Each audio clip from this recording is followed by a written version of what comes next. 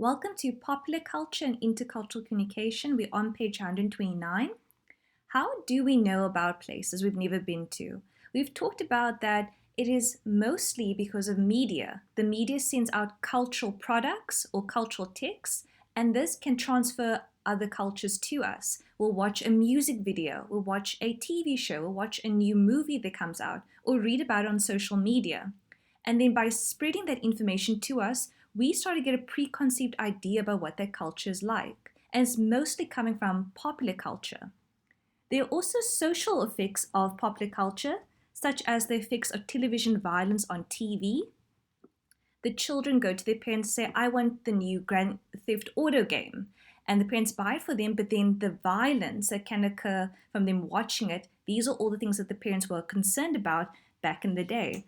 There's also violence against women that can be portrayed in popular culture and heterosexual pornography and so on. And these can make it very difficult to investigate when we're discussing popular culture. Another thing to consider when it comes to popular culture is the transferring of United States or Western ideology and how much of Western products are spread.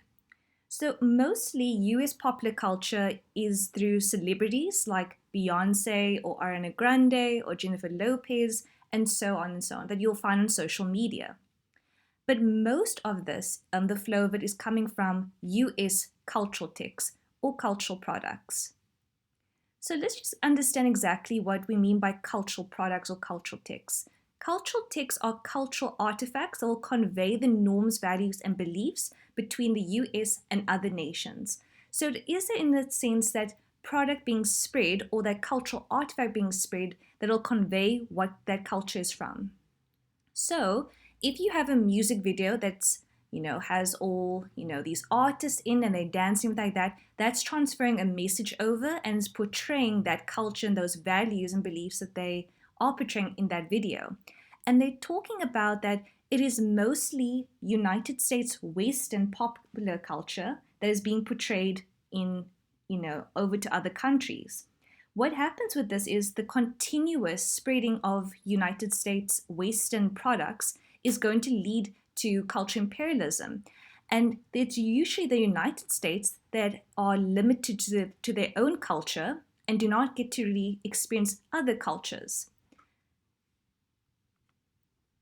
So moving on to the next section, what is popular culture? Once again, it's all those forms of culture that are made popular by and for the people through the mass consumption of these products. So in other words, it will be the cultural product or / the text or cultural artifact that has the public's interests. Turning to page 130, we have some musicians here and how music can also be an expression in popular culture. Things like Rihanna and who else is here? We can also talk about Queen, Johnny Clegg, and all of that can be inspired by other cultures. And by Rihanna coming from Barbados into United States, she can cross over her culture into United States culture, and therefore this is called crossover music. The unique blend of musical styles usually are different in that cultures, and this is why we call it crossover music. In our next section, we also talk about how it can also incorporate politics into music as well. So within this section on page 130, they talk about how music has become such a phenomenon in popular culture. And musicians nowadays would also include political messages in there, such as the song This Is America, and that's also quite interesting in popular culture. In the next section on our page, from pages 130 to 131, we talk about the 4 characteristics of popular culture, and that it is produced by cultural industries, it's different from folk culture, it is everywhere, and it fulfills a social function. What they mean by cultural industries is it's usually going to be sold by a company for profit or capitalist gain. Pop culture is usually going to be a form of a cultural artifact sold for profit. We have some examples on the page, such as movies, cartoons, and amusement parks. So even though Disneyland and going to Disneyland would be considered to be a popular culture place to go because it's what the audience wants to experience, it's going to be for commercial gain. And you can look at on page 130 the table 7.1 of some popular television shows. Moving on to folk culture, how is this different from popular culture is there is a subculture of a culture which is known as folk culture, which refers to the traditional rituals and traditions that maintain cultural group identity, usually in a small group. Folk culture is very different from popular culture because it's not controlled by an industry or driven by a profit motive. This will take place within the culture that is that authentic culture. The main difference is that popular culture is mass-produced and mass-marketed culture. Folk culture is more the authentic culture and the subculture of that. There's been a decrease in folk culture because popular culture is everywhere and serves more of a social function. So with folk culture, this is looking within the culture of all those things that makes the culture unique and special, such as maybe a traditional folk dance or a musical festival or a market that might take place, and all the things that makes the culture authentic and their own.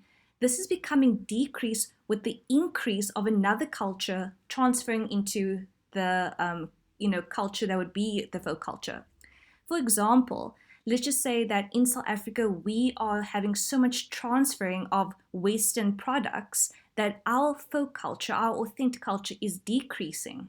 We have some things that we do here, which is such as Heritage Day or Braai Days or our, sort of our cultures that we have here, but it's becoming more decreased because we are integrating other cultures more into our own authentic culture. And by doing this, we are consuming another culture where we should be incorporating more of our own culture there. Another thing to mention here is the social function that popular culture plays, which is that if you don't participate in popular culture, are you thereby excluding yourself or sort of limiting yourself in that sense that if someone asks you, oh, did you watch that music video? Or have you seen that TV show? And you say, oh, I don't know. I haven't watched any of that. It might make you feel like, I'm getting excluded here and I don't know what they're talking about. So I want to participate in this so I can experience it as well and be part of the group. This is where we end off this section. We're moving on to cultural imperialism and hegemony. Let me let you know if you have any questions so far with this particular part of the work. It mostly talks about the definition of popular culture, which has to do with how a group of people decides what is popular out there and serves the public's interests. It can be many things. It can be a TV show. It can be a phrase. It could be literature. It could be artwork, such as Frida Kahlo, could be popular culture. It could be a TV show like Keeping Up with the Kardashians. It can be a new trend of making pancakes, for example.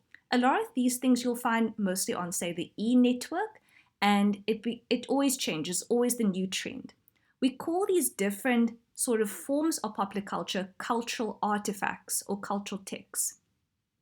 What happens with this is it can also have an effect on our folk culture. So within a society, there'll be whatever makes them unique and authentic with their own traditional clothing and their own rituals there and traditions. And then by consuming other cultures, you are decreasing what makes that culture authentic. Another thing to consider is the important social function it plays, as well as all the other examples in your textbook, such as how musicians have sort of integrated other cultures into their music, and how the constant domination of Western ideologies and their cultural products coming to other countries is having an effect on the cultures there. And the constant domination of Western products, cultural products, is going to affect the folk culture in their country.